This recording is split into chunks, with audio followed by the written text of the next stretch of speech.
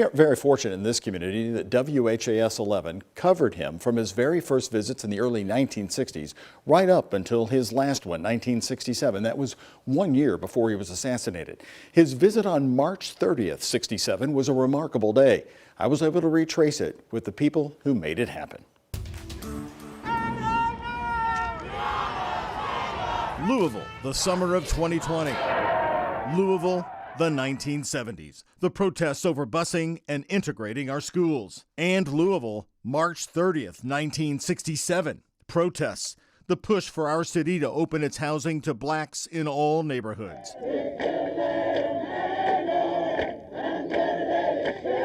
And the anthem of that protest. This little light of mine, Lord, I'm gonna let it shine. This little light of mine, Lord, I'm gonna let it shine. Right there that very night as a 16-year-old and now seeing this WHAS 11 news film for the very first time. Former alderman and Metro Council member Cheri Bryant Hamilton. That's me right here. So this is you. Mm-hmm. I used to wear my hair like that. I had on my high school uniform. As a teenager in the open housing movement, I got thrown down the steps of City Hall. And then I come back and I'm an alderman and I'm working in the same chambers where I got thrown out of, so it came full circle. This film from the WHAS 11 archives has not been seen since it aired on our 6 p.m. news, March 30th, 1967. Civil rights leader Dr. Ralph Abernathy had this message. But we are sick and tired of being all cramped up in the West End. The protest is taking place right here, outside Memorial Auditorium at 4th and Kentucky, where a show was underway inside with an all-white audience. Blacks were banned. There was a headquarters down on 28th Street and open housing signs. We made the signs for the marches. The signs read, "Neighborhood, Black and White Now," and "Open Housing." Progress, yes, but with regret. You can change laws, but we didn't change the hearts and minds of the people. People were hanging from the outside windows. They opened up the windows and they were hanging from the metal grates. I wrote down March 30th, 11 o'clock, M.L. King. That's when you met him in this room. Right. And then he would speak. And then he spoke. Louisville attorney Steve Porter grew up in the East End with Republican parents. In his 20s, he was active in the civil rights movement. Louisville was not a city with a lot of history of lynchings and horrible conduct.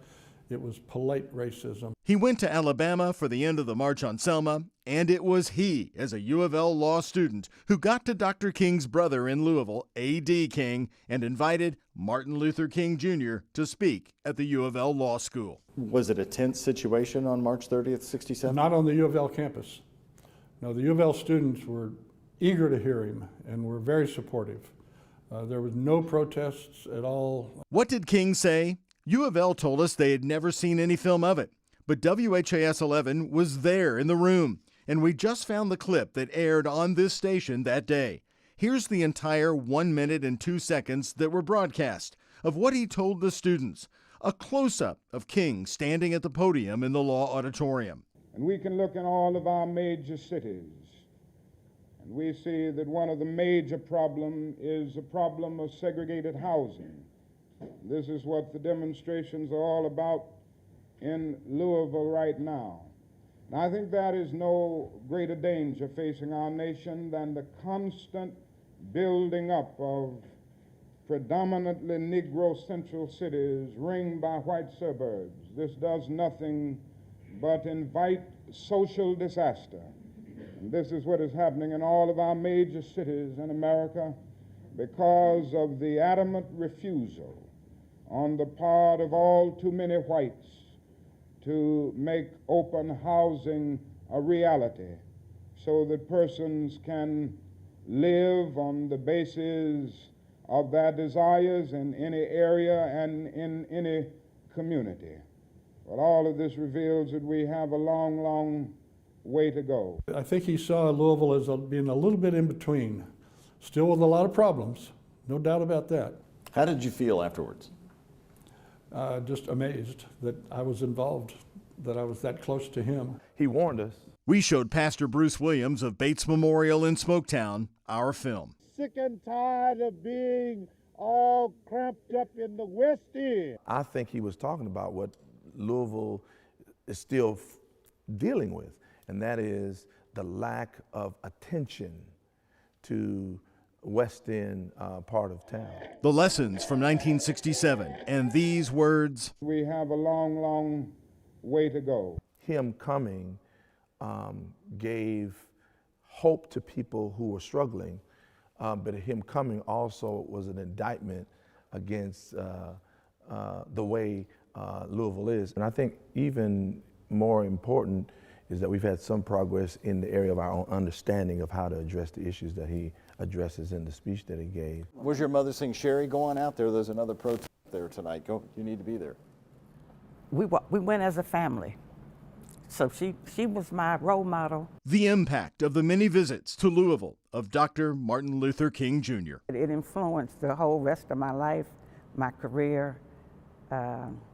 Everything I've done since then has been shaped from those experiences. I'm gonna let it shine, let it shine, let it shine, let it shine. Singing it well there, Cheri, tonight. Well, Dr. King's brother, A.D. King, moved here in 1965, and he was the pastor of the Zion Baptist Church.